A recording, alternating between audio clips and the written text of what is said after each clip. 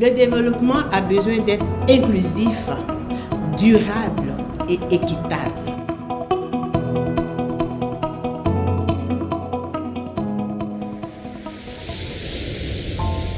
Défenseur des droits humains, elle milite pour une meilleure justice sociale, économique et politique entre les femmes et les hommes, entre les filles et les garçons, en vue de parvenir à une paix durable en Afrique et en Côte d'Ivoire en particulier.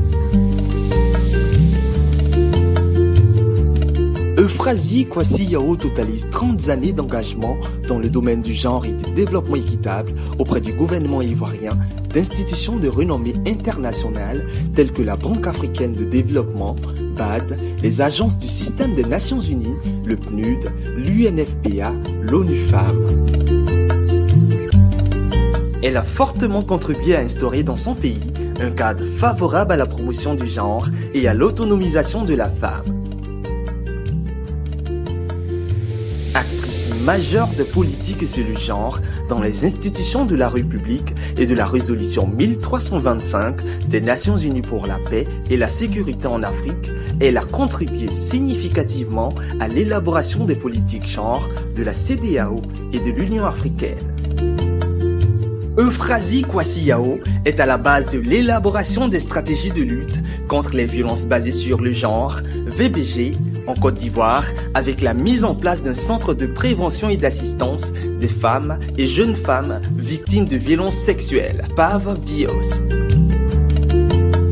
L'instauration de ce centre a permis d'assurer la prise en charge d'une centaine de femmes survivantes de violences sexuelles et l'incarcération d'une trentaine d'auteurs de viols.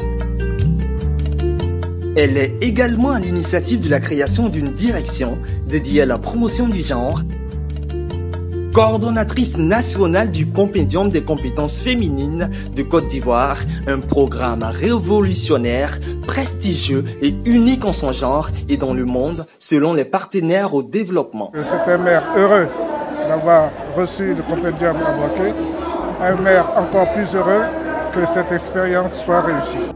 On s'est rencontrés et après, le message qu'elle a lancé et la motivation, l'énergie qu'elle avait, la manière dont elle parle, la manière dont elle touche les filles. Je veux ça aussi.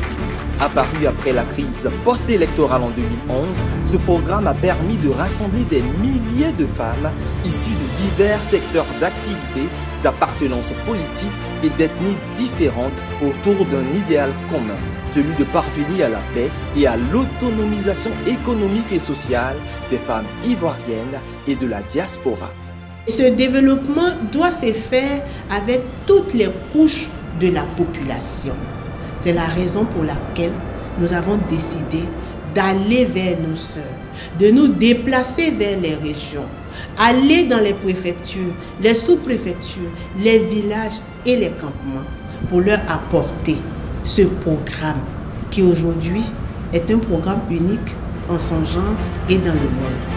Le compendium dispose d'une base de données dynamique de plus de 15 000 femmes inscrites librement. Son passage à la tête du ministère en charge de la promotion de la femme a permis à la Côte d'Ivoire d'entrer dans une nouvelle ère de progrès dans la valorisation des compétences de sa population féminine. La Côte d'Ivoire a inscrit dans la Constitution sa loi fondamentale, la participation politique des femmes, la parité hommes-femmes sur le marché de l'emploi et la promotion des femmes aux responsabilités dans les institutions et administrations publiques et privées. Selon le gouvernement ivoirien, Euphrasie Kwasi Yao est à la base de l'ancrage du concept genre dans les mentalités des Ivoiriens, confère le manuel du prix d'excellence 2013.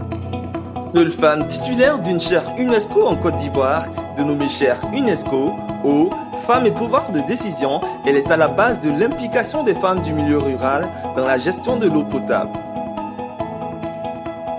Grâce à l'initiative du projet Diatokro, reconnu projet innovant par l'UNESCO, ce projet stratégique mettant en avant le duo genre et eau a permis de faire reculer la paupérisation des femmes issues du milieu rural, encourager la scolarisation de la petite fille et favoriser la congestion des affaires sociales entre les hommes et les femmes de cette localité.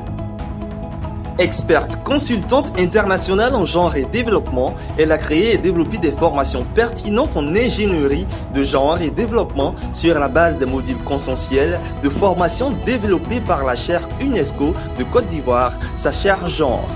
Conférencière chevronnée de haut niveau, elle a parcouru plus de 50 pays dans le monde pour partager son expérience et son expertise dans les thématiques de genre et de valorisation des compétences féminines. Soucieuse d'apporter son appui dans la gestion des conflits ethniques et tribaux dans son pays, elle lance le projet Créa-Paix, qui vise à promouvoir la paix dans les régions avec les femmes leaders du milieu rural.